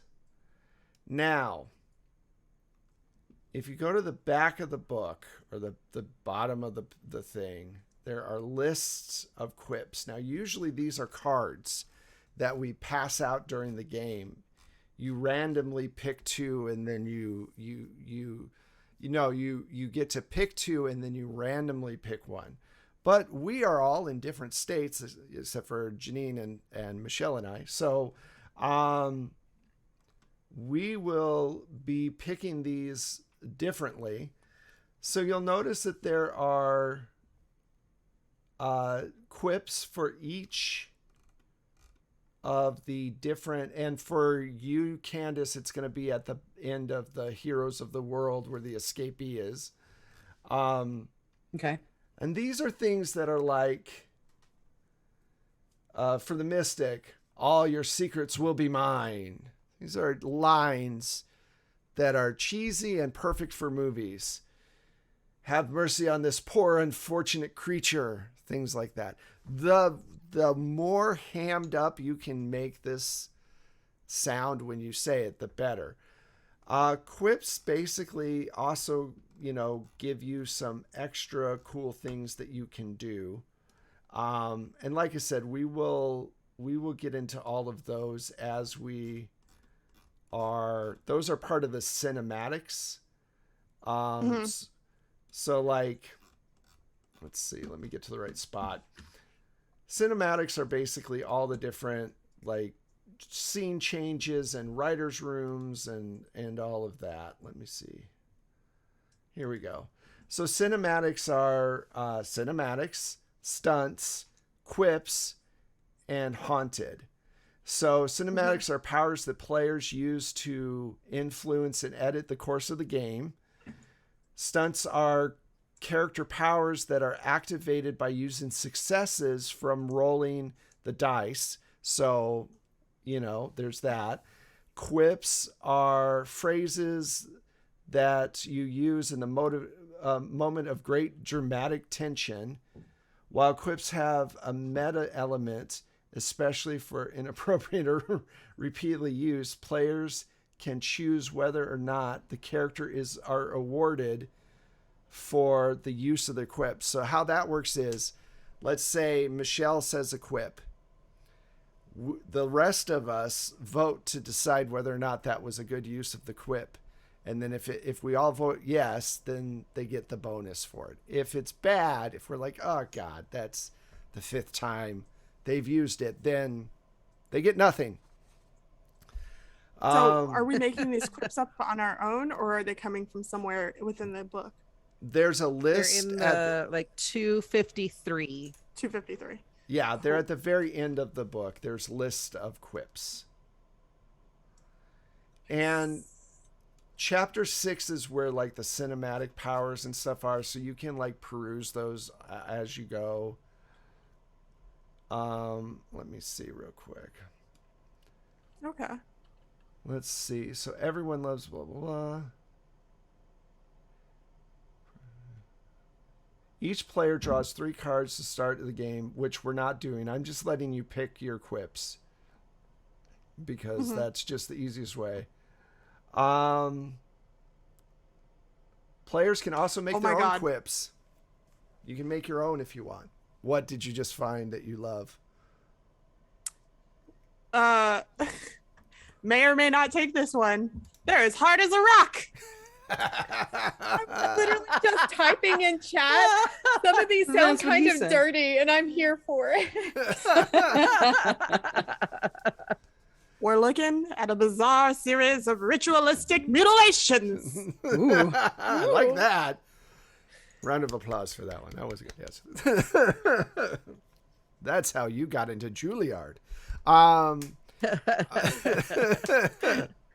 that's how I got into Juilliard. The gun has been shown. So on Netflix, there's a show called Frankenstein's Monsters Frankenstein. And Yeah. It's pretty funny.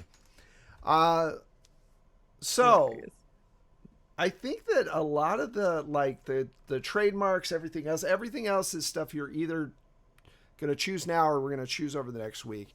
Does anyone have any other questions, concerns, anything else about the game, or are you all ready for the horror of the blood we spill to come next week? I'm pretty pumped. I'm so bloody. Yeah. I'm so excited for this cheesy blood. Yep, it's all orange blood, all orange time. Lower left corner of the sheet, is that for like in-game play? Let me take a look. Just a flesh wound that'll leave a scar, Yeah, etc. yeah, that's all for damage. That's going to be your Okay. damage. Your relationships, your contacts, and equipment. Don't worry about equipment. I mean, unless you get like a weapon or something, or you're like, hey, I want to start with a weapon, just let me know. And that's cool. I'm not like, you don't have a lamp on your character sheet, so you don't have a lamp. Not that kind of game. Yeah, hit someone over the head with this lamp. You didn't bring it with you. But it was here. Nope. But I found it. But the encumbrance, it's Oh God. Do you have an electric source? I have a really long extension cord for electricity that I've got 10-foot extension cord instead of rope. So I think at this point we're at a good spot. I think we all have a good idea of who we're playing. We will talk over Discord. By the way, everybody who's watching, you can join the Discord too. It is, if you look down below, there are links to literally everything. So come by our Discord, join up, talk with us, ask us questions. But I think that we're in a pretty good place to wrap it up. But before we wrap it up, I think we should talk with each of our wonderful players again and find out where else they are on the internet and what other games they might be playing, so you can check them out there as well. Let us start with Candace. Oh, hi. I'm Candace, also known as Candace Magnificent or at that Candace Girl on Twitter. You can find me at Candace Magnificent on Instagram, YouTube, and Twitch. On my personal Twitch, I do occasional streams, trying to get better about it. On Fridays or Saturdays, I usually do ukulele covers. I take requests, so tweet at me. And then I also have been doing some video game streams, especially like some chill ones. You can also find me over at Valor Studios. There's a show called Axion that I'm on. I'm filming the last episode tomorrow. You can also find me in a bunch of stuff on Todd Moonbounce's channel. I actually just did a Thirsty Sword Lesbians charity stream, so please check that out. And on my YouTube, you can find me doing ice cream reviews. I've been slacking on that too. I'm just a terrible person. But yeah, please just follow me on Twitter and I'll tell you what I'm doing. Awesome. I'm in for ice cream reviews. That's awesome. Oh wait, Titan Effect on Thursday night. Sorry. No problem.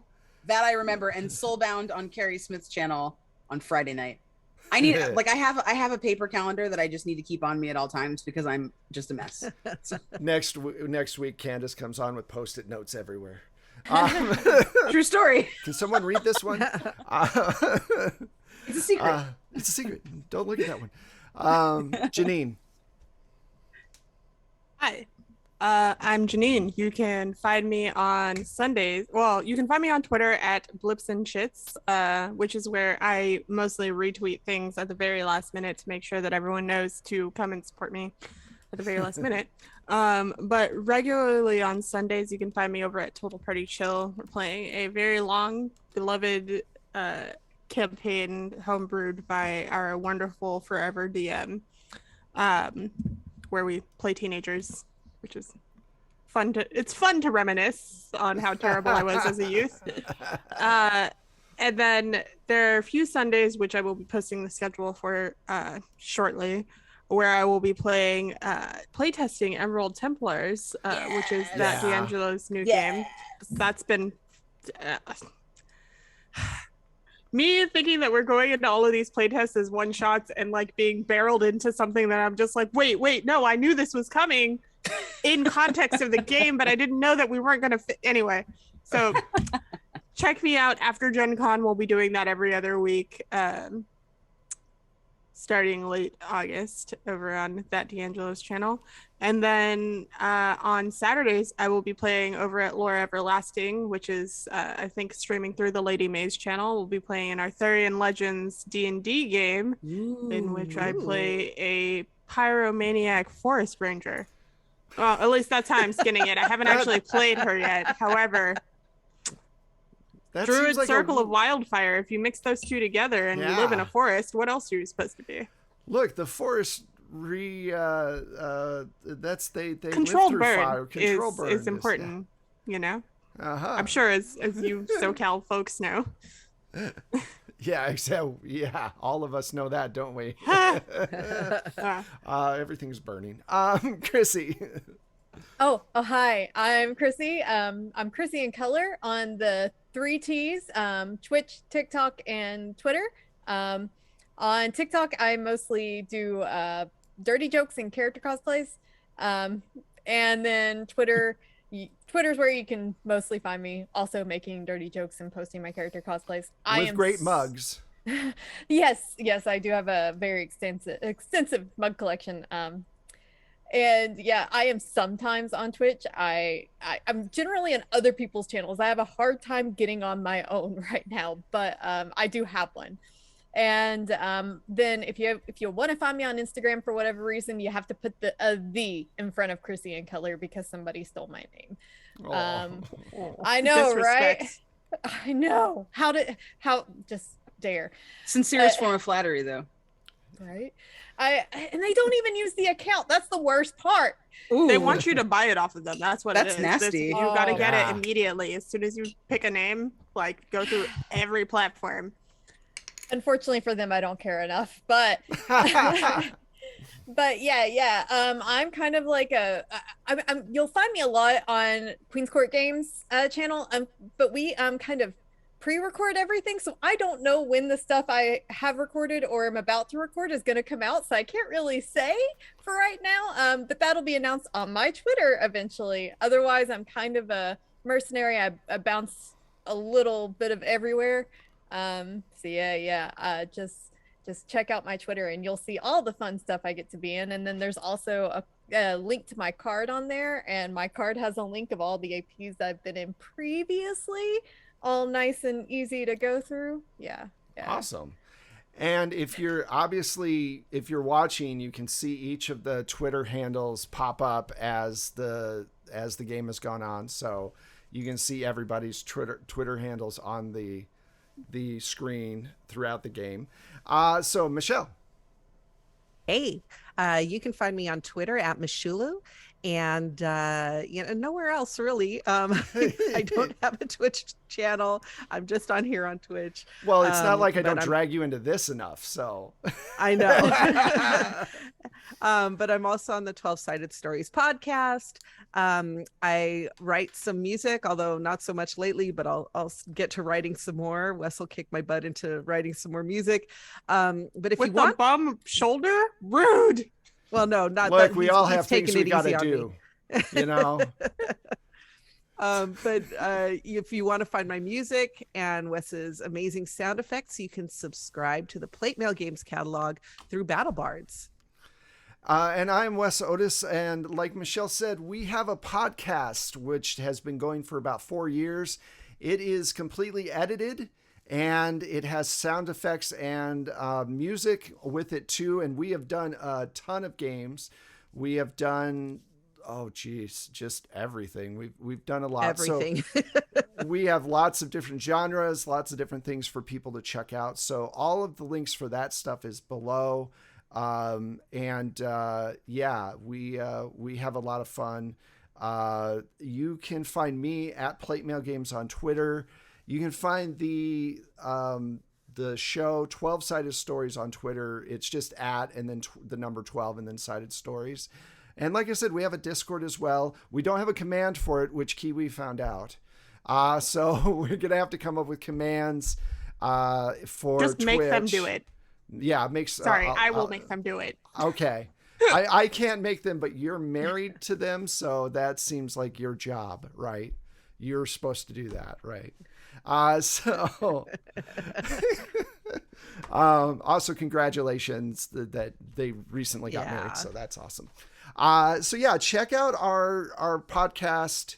I will wrangle our two new people on both sides of me, Chrissy and Candace, to be on there at some point, because it's a lot of fun to do the podcast as well.